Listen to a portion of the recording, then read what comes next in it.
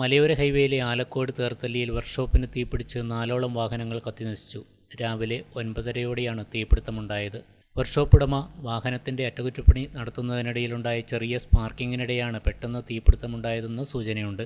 വാഹനത്തിൽ പെട്രോളിന് തീപിടിച്ചതാണ് അപായത്തിന് കാരണമെന്നും കരുതുന്നു.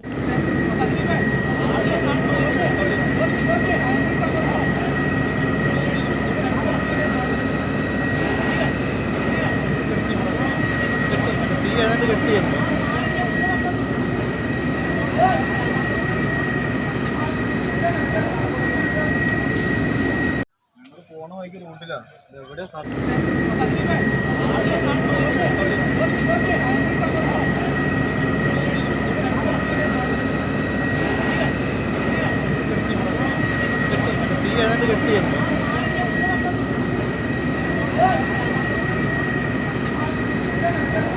സംഭവത്തിനിടെ പൊള്ളലേറ്റ വർക്ക്ഷോപ്പ് ഉടമയെ ആശുപത്രിയിൽ പ്രവേശിപ്പിച്ചു.